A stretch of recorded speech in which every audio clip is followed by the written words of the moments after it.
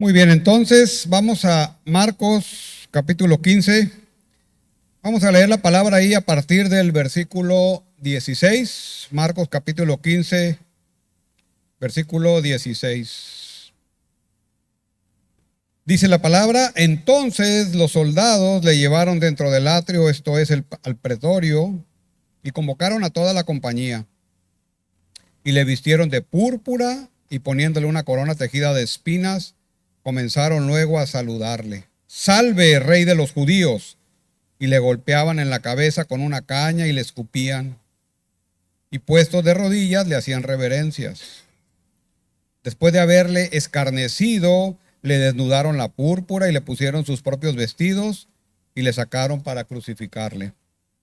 Y obligaron a uno que pasaba, Simón de Cirene, padre de Alejandro y de Rufo, que venía del campo, a que le llevase la cruz.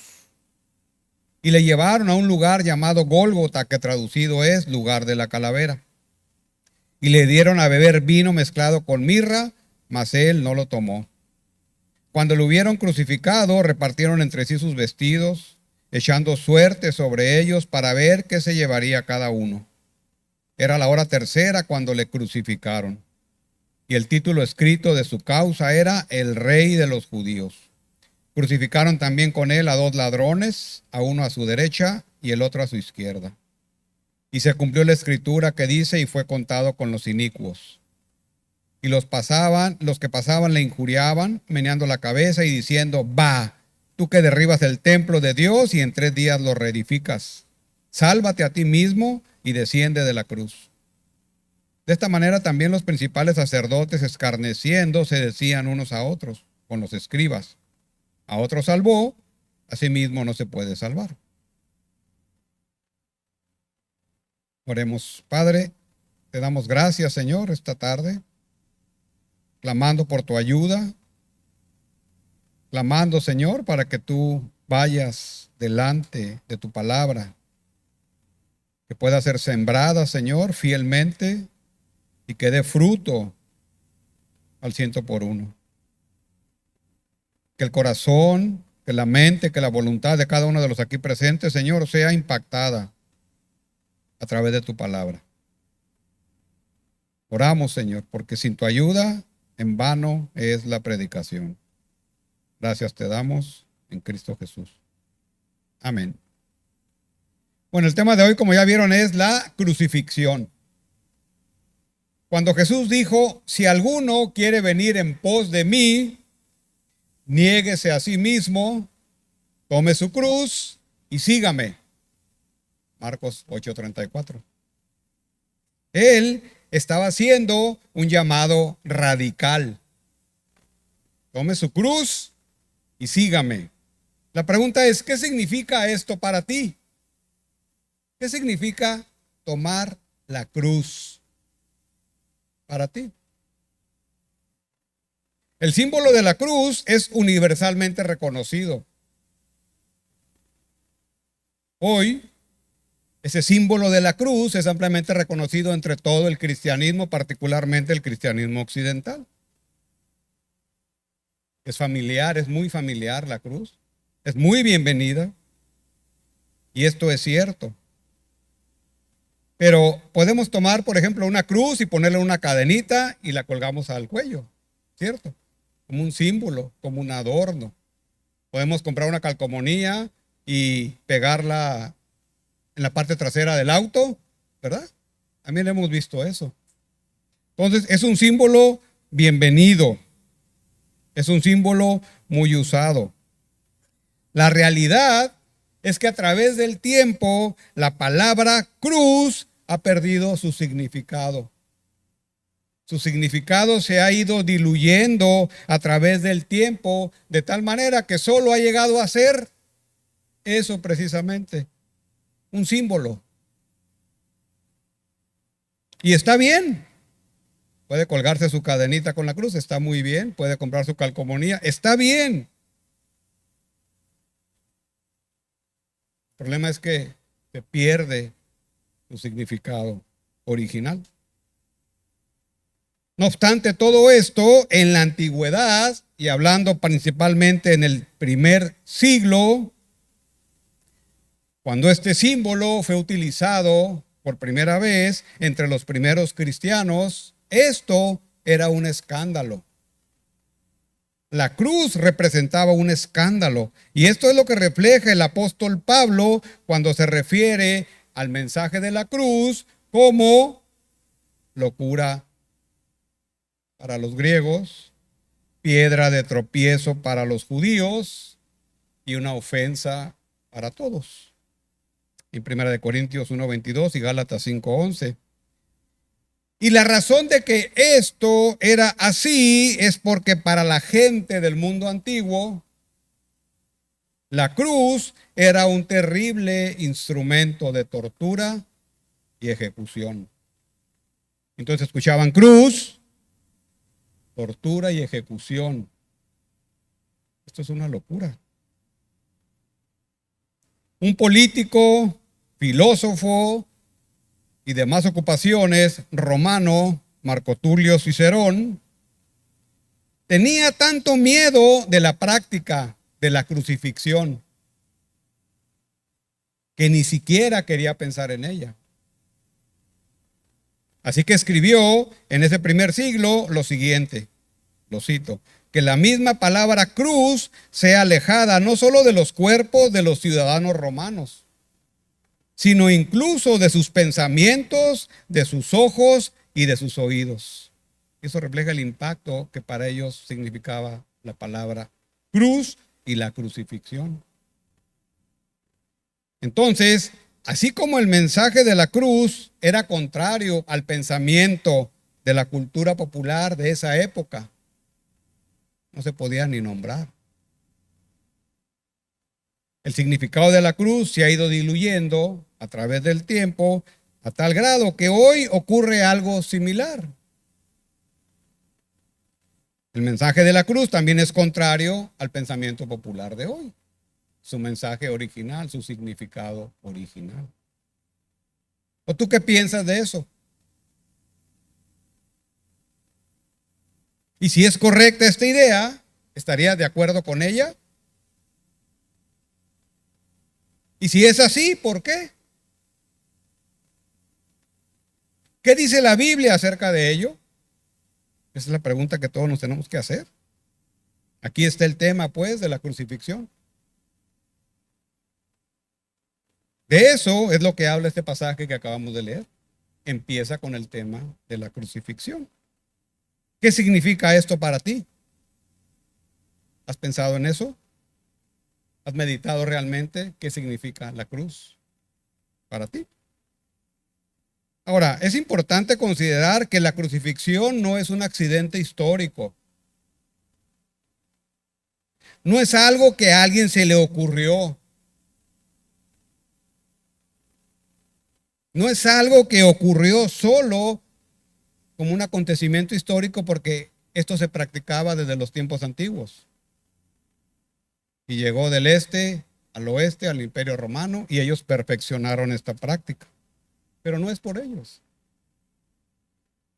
Entonces, al considerar nuestro pasaje de hoy, podemos notar algo particular acerca de la cruz y la crucifixión, de que no es un accidente histórico. Y en nuestro pasaje podemos ver varias citas y alusiones al Antiguo Testamento. Por ejemplo, se cita el Salmo 22, el Salmo 22:1. Mi Dios, ¿por qué me has abandonado? Se cita el Salmo 22:6 al 8. Se cita el Salmo 22:7, el Salmo 22:16, el Salmo 22:18, el Salmo 69:21. Se cita o se hace alusión a Isaías 53:9, del siervo sufriente, a Isaías 53:12. Y entonces, si se fijan, esto de la crucifixión está ahí en el Antiguo Testamento. ¿Qué significa esto? ¿Qué implica esto? Que era un plan soberano de Dios. Dios está bajo el control de este asunto. Recuerden que algunos de estos pasajes fueron escritos, si no es que 1000 años antes, hasta 700 años antes o más de este evento. Entonces había una necesidad de la crucifixión dentro de toda la historia redentora que empieza en Génesis 3 y culmina en parte en la crucifixión, ¿verdad? Y culmina el final de los tiempos con la segunda venida. Entonces no es un accidente histórico, era algo necesario. Ahora, de todos estos pasajes, el más importante es el Salmo 22. Este pasaje que vamos a ver hoy y la próxima semana está, por decirlo así, bañado, sumergido. Está todo el aroma del Salmo 22 a través de estos pasajes. Y el Salmo 22 habla acerca de la crucifixión. Entonces, en el pasaje que tenemos hoy, vamos a observar en 4 escenas este asunto de la crucifixión. 4 escenas. La primera escena es la burla de unos previo a la crucifixión. La segunda escena es el camino a la crucifixión. La tercera escena es la crucifixión. Y la cuarta escena es la burla de todos durante la crucifixión. Vayamos entonces a nuestro pasaje a partir del versículo 16. Recuerden que Jesús ha sido juzgado por los líderes judíos, recuerdan, por el Sanedrín. Jesús ha sido juzgado y sentenciado por la autoridad romana y se le ha impuesto la pena de muerte a través de la crucifixión. Eso es lo que ha ocurrido. Y recuerden que el pasaje anterior termina previo a la crucifixión. La semana pasada, que Jesús fue castigado con látigo. Versículo 15. Y Pilato, queriendo satisfacer al pueblo, le soltó a Barrabás y entregó a Jesús, después de azotarle para que fuese crucificado. Y la palabra azotar tiene una connotación fuerte físicamente hablando, porque Jesús fue azotado con látigo y fue lastimado físicamente. Y una vez ocurrido esto, se entrega a los soldados romanos. La pena había sido impuesta. Y recuerden que estamos hablando de miércoles, jueves y hoy es viernes por la mañana. Y entonces Jesús ha estado desde su arresto, miércoles, jueves y viernes, traído de aquí y de allá sin descanso, desvelado, maltratado, y ha sido azotado. Y quiero que se imaginen las condiciones físicas de Jesús. Y así está entrando al versículo 16. Entonces los soldados le llevaron dentro del atrio, esto es, al pretorio, y convocaron a toda la compañía. La burla previo a la crucifixión.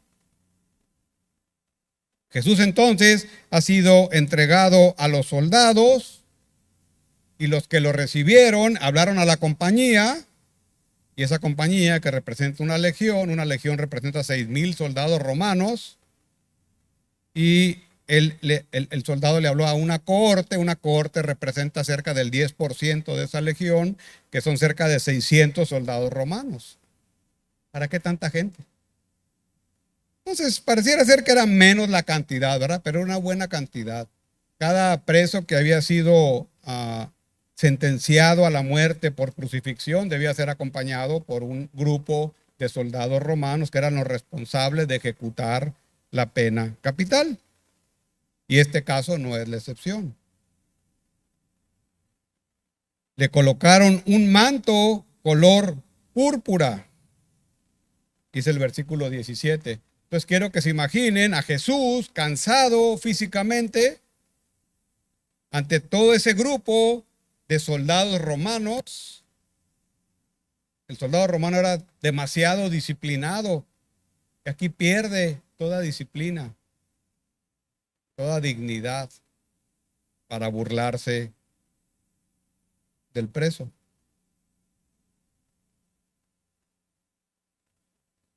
Le vistieron de púrpura y poniéndole una corona tejida de espinas, comenzaron luego a saludarle: ¡Salve, Rey de los judíos! Ahora, le quitaron sus vestidos y le pusieron un manto de púrpura. La traducción implica que era algo usado, y entonces también quiero que se imaginen ese manto de púrpura ante las heridas de Jesús después de haber sido azotado. Eso se pega en la piel. Ven ahí unas ramas espinosas, como había muchas ahí en Palestina, en Jerusalén, y se les ocurre hacer una corona de espinas y se la colocan en la cabeza y empezaron a burlarse de él. No solo eso, sino que dice el pasaje que lo golpeaban en la cabeza. Y le golpeaban, dice el versículo 19, en la cabeza con una caña, y le escupían, y puestos de rodillas, le hacían reverencias. Y entonces estaban burlando de Jesús, porque Jesús había clamado, ¿verdad?, que era el Mesías, que era el Rey. Y estos burlándose, ¿verdad?, de ello. Y lo intentan, entre comillas, adorar, porque era la manera como se adoraba en su perspectiva de los soldados a un verdadero rey. Tenía su manto de púrpura, tenía su corona de laurel, tenía su cetro y tenían que hacerle reverencia. Entonces ellos estaban burlando de este supuesto rey. Es lo que está pasando aquí. Entonces, imagínense ese espectáculo grotesco de estos soldados otroramente disciplinados. Ahora, una vez que se burlaron, dice el versículo 20, después de haberle escarnecido, le desnudaron la púrpura y le pusieron sus propios vestidos y lo sacaron para crucificarlo. Entonces, es algo sorprendente esto, porque a final de cuentas, todos los presos sujetos de crucifixión normalmente eran crucificados desnudos. En este caso, volvieron a ponerle a Jesús sus vestidos. Ahora, ¿qué estamos visualizando aquí? Una burla extrema de estos soldados. Jesús ha sido azotado y ahora está siendo escarnecido. Lo que hace Marcos en estas escenas es presentarlas no como una historia pasada, sino como una historia presente, algo que está ocurriendo ahorita, es lo que Marcos quiere que nos imaginemos. ¿Verdad? Es como cuando vemos una película, ¿verdad?, histórica, y el director se encarga de que todos los detalles se presenten de manera que el espectador sienta que está viviendo esa escena histórica. Eso es lo que estamos viendo aquí. O sea, en tiempo presente, pues. Eso le hace ser más vivo el relato de la crucifixión. Dice un comentarista, William Hendrickson, con respecto a la actitud de estas personas: ¿cuántas tinieblas pueblan la mente del hombre? Aquellos hombres pensaban que todo esto lo hacían a alguien que falsamente ambicionaba un trono terrenal. Esa es la idea que circulaba ahí. No se daban cuenta que torturaban al legítimo dueño del universo, al Rey de Reyes y al Señor de Señores. Y luego exclama: cuán depravado es el corazón humano. Y tiene razón, porque eso es lo que estamos viendo. Cuán depravado es el corazón humano. Aquí se despliega una crueldad infernal y triunfa un sadismo indómito. ¿Y qué triunfo más vacío? Un triunfo que lleva al alma del actor al más alto grado de miseria. Agregaría miseria humana. Entonces, eso es lo que está retratando esa primera escena. O sea, está dejando entrever lo que está pasando, pero sobre todo lo que hay en el corazón de estas personas burladoras y escarnecedoras. Algo tiene que pasar en su corazón para que puedan entender de qué trata este personaje. De otra manera no se puede. Entonces, la dureza del corazón de estos soldados que se unen pues al escarnio religioso y de la población no les permite ver a quién están escarneciendo, de quién se están burlando. Bueno, y una vez que se cansaron de su burla, entonces disponen a Jesús a llevarlo a su destino final. Y esa es la segunda escena, el camino a la crucifixión, versículo 21. Y obligaron a uno que pasaba, Simón de Cirene, padre de Alejandro y de Rufo, que venía del campo, a que llevase la cruz. Y le llevaron a un lugar llamado Gólgota, que traducido es lugar de la calavera. Entonces, del pretorio hacia el lugar de la crucifixión, no sabemos exactamente cuánta distancia era. Lo que sí se sabe es que el lugar de la crucifixión estaba fuera de las murallas de la ciudad de Jerusalén. Tenía que ser crucificado fuera de la ciudad. Podemos especular la distancia, pero lo que tenemos que entender aquí es el estado físico de Jesús. Porque por Juan sabemos que Jesús empezó cargando su cruz. Y luego va pasando este hombre, Simón de Cirene. Seguramente Jesús, por su condición física, ya no pudo. Ahora, también quiero que se imaginen todo lo que Jesús soportó. Jesús era carpintero, pero más que carpintero era constructor o contratista, porque eso implica el término. O sea, era un hombre fuerte, un hombre que estaba acostumbrado al trabajo. Y en su ministerio de 3 años recorrió Palestina de norte a sur y de este a oeste. Entonces tenía una condición física seguramente excepcional, porque no lo hizo en avión, ¿verdad? No lo hizo en carro, no lo hizo en tren, lo hizo caminando. Lleva 3 días sufriendo abuso físico y psicológico. Y todavía le toca cargar su cruz este viernes en la mañana. Y lo que él estaba cargando era el pedazo de madera transversal que se ponía en la cruz. Y esa madera, que se llamaba patibulum, podría llegar a pesar hasta 45 kilos. Entonces, físicamente es razonable pensar que Jesús intentó cargar el patibulum, pero su condición física ya no le permitió más. Necesitaba ayuda. Esa es la idea que está en esta segunda escena, con Simón de Cirene. Simón de Cirene, alguien que pasaba por ahí, ¿verdad?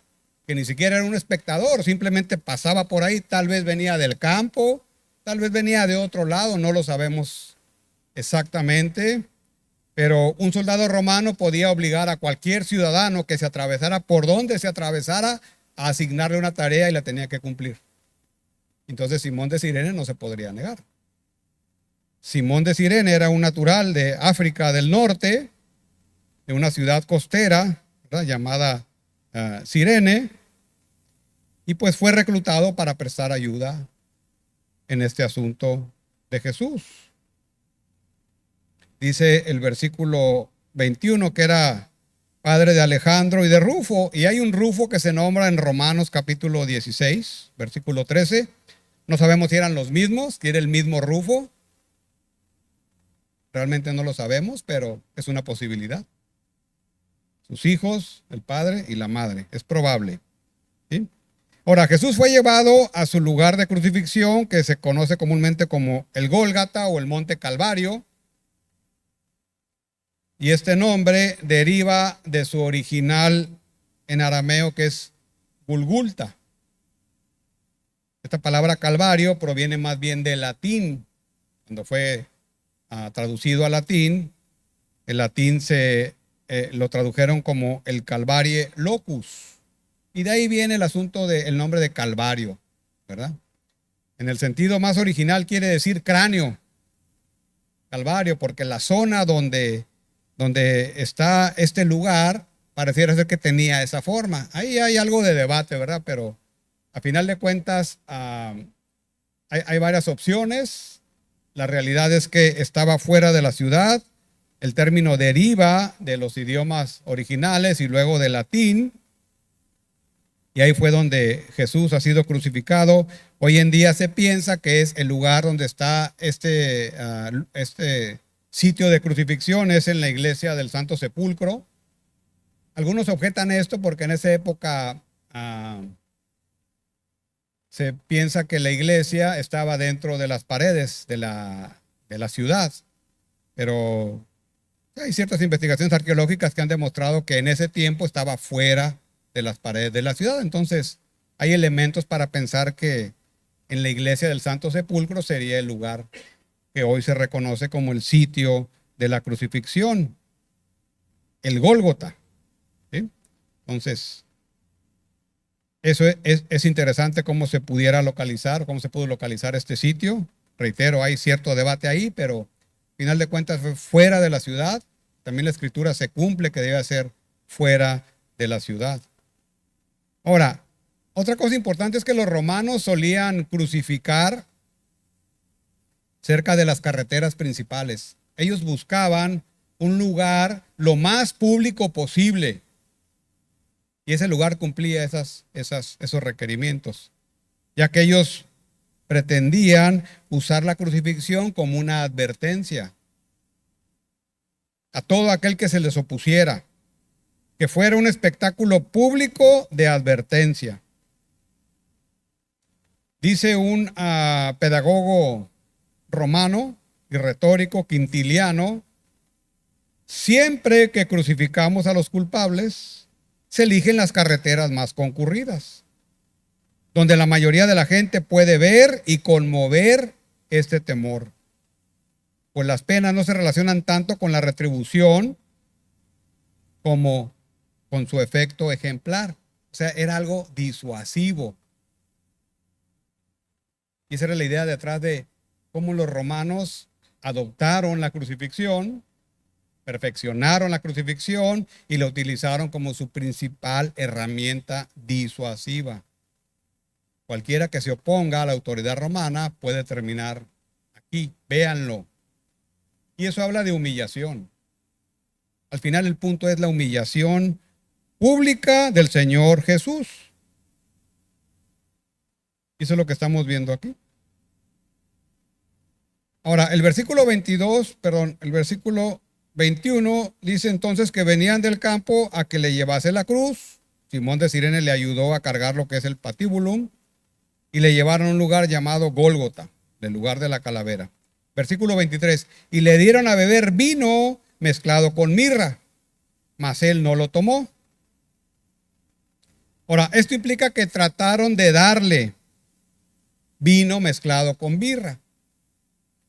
Y aquí también hay un poco de debate, pero aquí lo importante es que los soldados romanos, en este contexto, trataban de darle esta sustancia, vino mezclado con mirra, porque se le atribuían ciertos efectos calmantes para el dolor. Tenía cierto efecto analgésico, era una droga primitiva que se usaba para mitigar el dolor. Se le podía ofrecer a una víctima que estaba siendo crucificada. Ahora, Jesús, dice el pasaje, se negó. Y le dieron a beber vino, implica que estuvieron tratando de darle una vez y otra vez y otra vez. Pero Jesús no lo aceptó. Ahora, hay otra versión también que dice que en el contexto de los soldados romanos, en el contexto de la burla, en el contexto de escarnecimiento, lo que estaban haciendo es seguían burlándose de él. Es como decir, a este que se dice rey, que ya hemos coronado, le vamos a ofrecer el mejor vino. Es un tipo de burla. A final de cuentas es la humillación que sigue padeciendo Jesús. Había una costumbre de las mujeres en Jerusalén que algunas personas que estaban sufriendo se les ofrecía sidra, se les ofrecía vino mezclado con mirra como un acto de misericordia. En Proverbios 31, 6 y 7 implica esa posibilidad. Pero podemos pensar en el contexto de la burla y del escarnio que difícilmente los soldados se iban a compadecer de Jesús, ¿verdad? Al final el Señor rechazó toda ayuda. ¿Y esto qué significa? Que Jesús estuvo dispuesto a enfrentar su muerte con decisión, con coraje, con toda dignidad. Algo aprendemos de eso, de él. O sea, ante la humillación y el sufrimiento, hay dignidad en Jesús. Él va a cumplir cabalmente a lo que vino, a dar su vida en rescate por muchos, de la manera más digna, como solo Él lo pudo hacer. Jesús entonces ha sido objeto de escarnio, ha sido llevado y encaminado a su muerte, está agotado físicamente, pero con dignidad enfrenta su pena. Y esta es la tercera escena, la crucifixión. Versículo 24. Cuando lo hubieran crucificado, repartieron entre sí sus vestidos, echando suerte sobre ellos para ver qué se llevaría cada uno. Era la hora tercera cuando le crucificaron. Dice esta versión, cuando lo hubieran crucificado. En el original solamente vienen 3 palabras. Y le crucificaron. Y no más. No hay más detalles. Marcos no se mete a los detalles del sufrimiento de Jesús. No nos dice nada acerca de ello. Solamente 3 palabras. Le crucificaron. ¿Por qué es así? Porque Marcos quiere que nos centremos en la persona y más adelante en Dios. El énfasis es en la persona. Ahora, es importante comentar algo acerca de la crucifixión. Pero no perdamos de vista el énfasis. Es Jesús. Y aunque la crucifixión, como ya comentamos, no fue inventada por los romanos, fue perfeccionada por ellos. Ya era practicada por el imperio persa, por los griegos y otros, antes de que viniera a ser el castigo favorito de los romanos para aquellos rebeldes que se ponían en contra de la autoridad romana. Esa era su pena capital.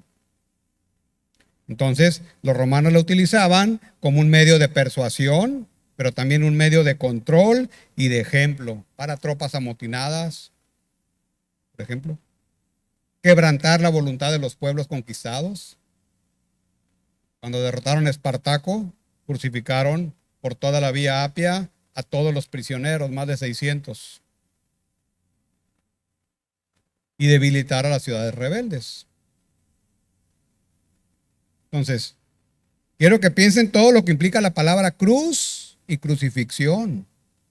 Era algo horroroso en, en la cultura de esa época. Era algo horripilante. Ese es su significado. Eso es lo que ellos pensaban cuando escuchaban la palabra cruz, por eso era una locura. Como alguien que fue crucificado me va a salvar. Es una locura. Entonces, esto era la práctica de la crucifixión a través del Imperio Romano en el primer siglo. Fue abolida con Constantino en el siglo IV. Pero vean lo que dice Cicerón. Él lo llama el castigo más cruel y atroz posible. Un historiador de la época, Josefo, se refiere a la crucifixión como la muerte más miserable. Entonces ellos la palabra cruz y crucifixión, la realidad es que no tenían elementos gramaticales para describirla, todo lo que ellos sentían y pensaban. Eso era el significado. Eso implicaba su significado. Ahora, la muerte por crucifixión se debía a varios factores, ¿verdad? Una persona crucificada generalmente muere de asfixia, pero si consideramos que previamente ha sido azotada, y han de recordar que el látigo tenía ciertas características, y entre ellas a veces tenían partes de hueso o de metal para hacerlo más horroroso. Entonces, una persona crucificada podía morir de asfixia, de sangrado, de agotamiento,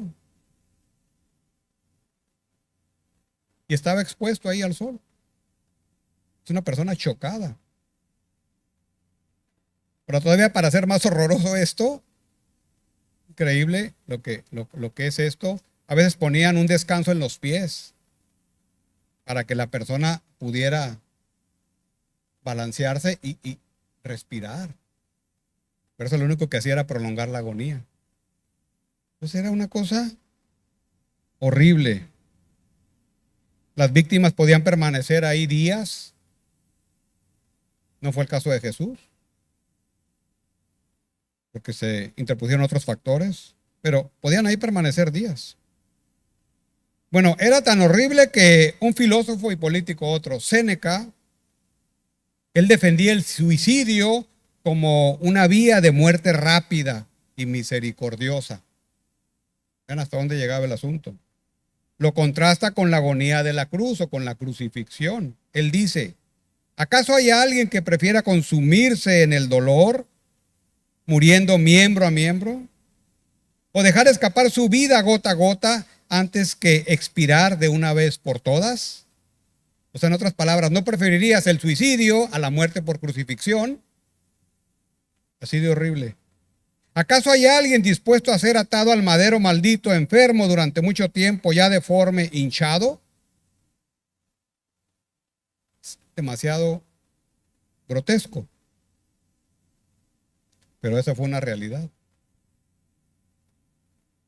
Ahora, ¿qué dice el versículo 24? Cuando le hubieran crucificado, repartieron entre sí sus vestidos, echando suerte sobre ellos, para ver qué se llevaría cada uno.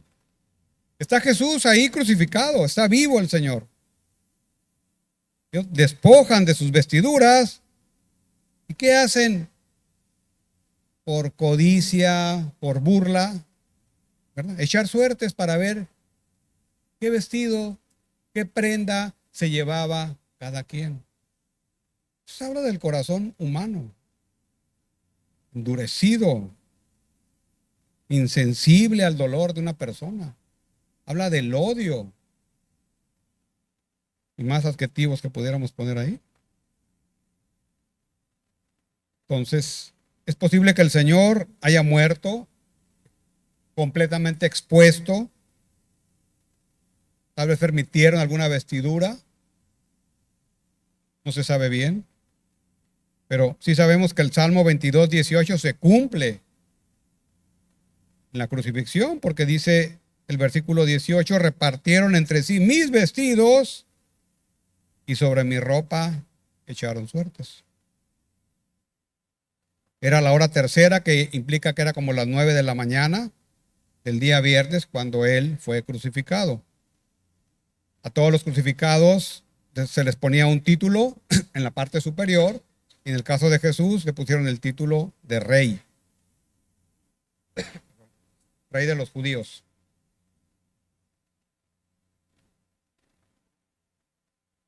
Versículo 28, y el título escrito de su causa era el rey de los judíos.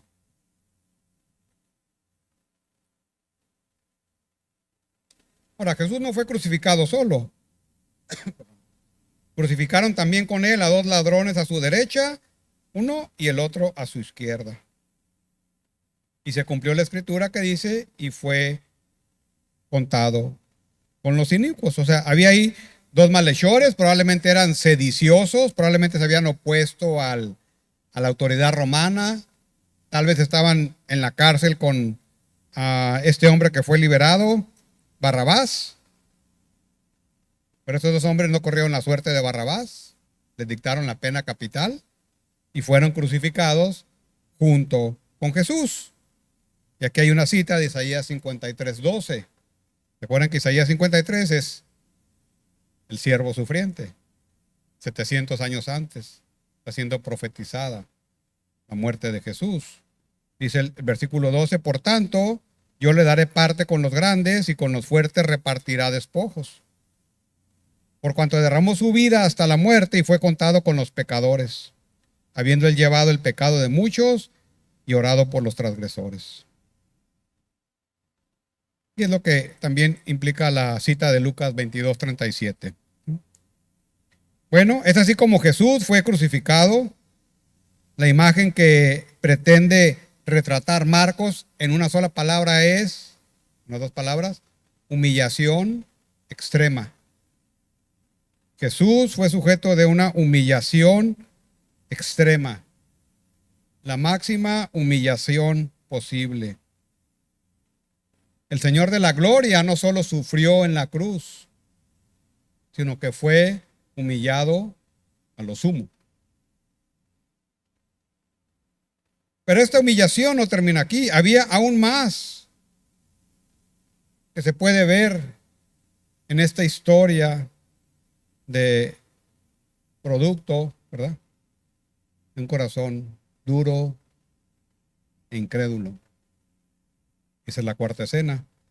La burla durante la crucifixión. Versículo 28. Y se cumplió la escritura que dice, y fue contado con los inicuos. Y los que pasaban le injuriaban, meneando la cabeza y diciendo, va, tú que derribas el templo de Dios y en 3 días lo reedificas, sálvate a ti mismo y desciende de la cruz. Ahora, estos hombres no tienen ninguna sensibilidad por la persona que está siendo crucificada. Son ignorantes. Tienen un corazón duro, incrédulo. Se burlaban de esa persona que estaba sufriendo en la cruz. Él era el foco, no los otros. Y aquí el pasaje relata 3 grupos diferentes de personas. El primer grupo era los que pasaban. Recuerden que estaba en una vía transitada. Y venía gente, e iba gente. Y algunos de los que pasaban le injuriaban. Y esta palabra injuriar es de donde se deriva de la palabra blasfemar. Le injuriaban, le insultaban, le calumniaban, le maldecían. Implica un abuso verbal. O sea, diciéndole miles de cosas. Era una humillación pública. Y aquí hay una cita del Salmo 22:7. Dice el versículo 7 del Salmo 22, todos los que me ven me escarnecen.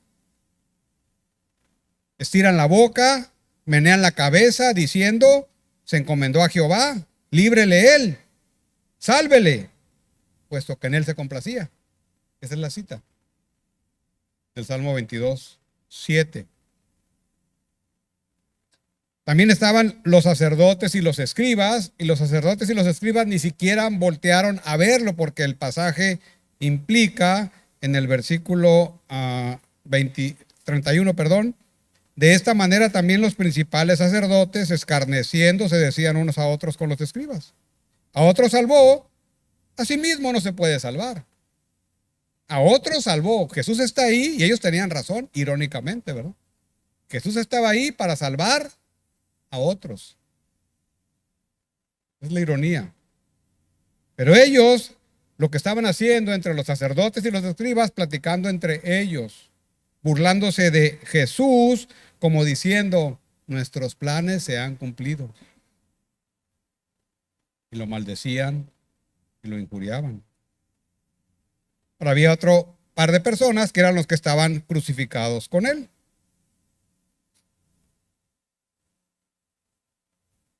Versículo 31, 32. El Cristo, Rey de Israel, desciende ahora de la cruz para que veamos y creamos. También los que estaban crucificados con él le injuriaban. O sea, habían visto las señales de Jesús, se habían enterado de las sanidades, de los milagros de Jesús, y ahora pedían que se bajara para que pudieran creer. ¿Verdad? Y eso es solamente por decir algo, porque su corazón estaba tan endurecido que no eran capaces de reconocer absolutamente nada de Jesús. Y los mismos que estaban crucificados con él, le injuriaban también, blasfemaban en contra de él. Ahora, por Lucas 22, 34, 43, sabemos que uno de ellos, de alguna manera, reconoció a Jesús. Se arrepintió. Es cuando Jesús le dice, de cierto te digo que hoy mismo estarás conmigo en el paraíso. No sabemos más de ese episodio, pero viene en Lucas 22, 34, 43. Y el mensaje es entonces, ¿cuál? Que nunca es tarde. Que nunca es tarde para reconocer al Rey crucificado y venir a Él. Es lo que Lucas nos quiere enseñar. Nunca es demasiado tarde. Y entonces veamos, esta burla durante la crucifixión es de humillación máxima de las personas, de todos los que pasaban, de los sacerdotes, de los escribas y aún de los que estaban padeciendo junto con él. El pueblo que una vez le aclamó, ahora lo rechaza. Entonces, ¿qué habla esto? De nuevo, que algo tiene que pasar en el corazón del hombre para que pueda reconocer a este Jesús crucificado. Ahora, el sacerdote católico Henry Nouwen cuenta acerca de un médico quien habló en una ocasión en contra del régimen militar de Paraguay. Hablando por allá por los 70, hubo un régimen dictatorial en Paraguay. Para castigar al médico, la policía local arrestó a su hijo adolescente y lo torturó hasta la muerte. En el funeral, el médico mostró el cuerpo de su hijo tal como lo habían encontrado. Incluso en el mismo colchón de la prisión donde murió. El cuerpo estaba desnudo, marcado, quemado, golpeado y maltratado. El acto del médico fue una poderosa protesta de la injusticia de la muerte del hijo. Una declaración poderosa porque expone la grotesca injusticia para que todos la vean. Esto es lo que Dios hizo en la crucifixión. El abusado cuerpo de Jesús provee un contraste entre la injusticia de nuestro mundo pecaminoso y un Dios quien está dispuesto a sacrificarse por ello. Esto es lo que vemos en la crucifixión. Por eso Marcos pone el énfasis en la persona, porque eso es lo que vemos entre Cristo y Dios. Él está dispuesto a sacrificarse por este mundo pecaminoso. Entonces, ¿qué vemos a través de este pasaje? Podemos aprender varias cosas. Entre ellas, ya comentamos, el rechazo de Jesús es producto de un corazón duro, incrédulo, depravado, un castigo atroz. Entonces, si no has reconocido a Jesús crucificado como tu Señor, estás en esta condición. Un corazón duro, incrédulo, depravado. Entonces, el castigo injusto que Jesús ha sufrido, te va a tocar recibir el castigo justo por tu pecado si no vienes al Cristo crucificado. Piensa en ello. Ahora, un autor comenta acerca de esto, y lo cito: en nuestro mundo actual vemos y oímos hablar de actos de maldad atroces. Usted prende las noticias, puede escuchar toda clase de maldad, o las ve. Líderes corruptos explotan a su gente y aceptan sobornos para enriquecerse. Entrenadores, sacerdotes, y este caso que recién salió, líderes de Boy Scouts, respetados, que cuidan niños, resultan ser pedófilos, que se aprovechan de inocentes y causan estragos en las vidas de jóvenes. Un soldado estadounidense, por alguna razón, pierde la paciencia y se lanza a disparar en una aldea afgana o en cualquier otra, masacrando a mujeres y niños. Un ejército rebelde en el Congo o en cualquier otro país aterroriza a la población local con violaciones y asesinatos, los crímenes más atroces. Nos preguntamos, ¿dónde está Dios? ¿Verdad? ¿Dónde está Dios?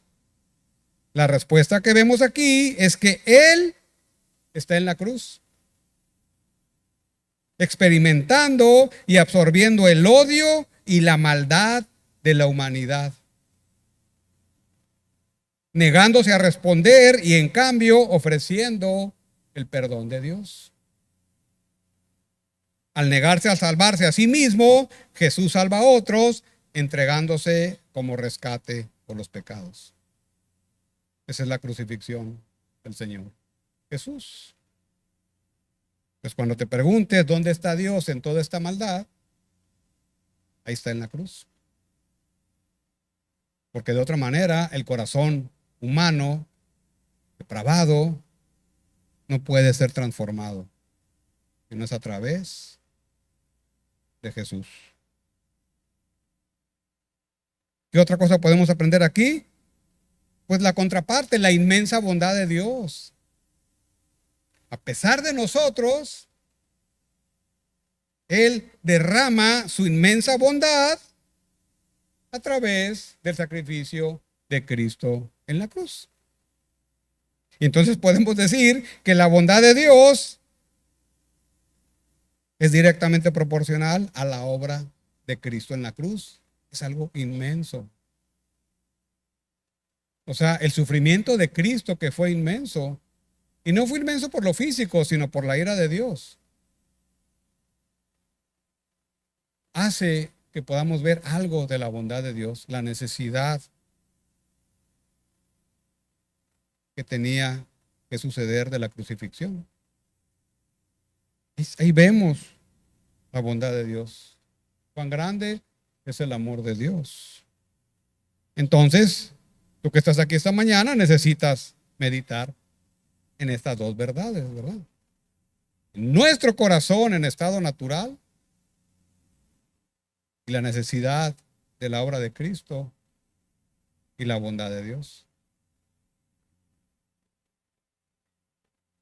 Otra cosa que podemos ver es que la crucifixión no es, como ya comenté, un accidente histórico, y eso también lo vemos en el Nuevo Testamento en Filipenses 6-8, el clásico pasaje que dice que Jesús no estimó ser igual a Dios como cosa que aferrarse, sino que ¿qué hizo?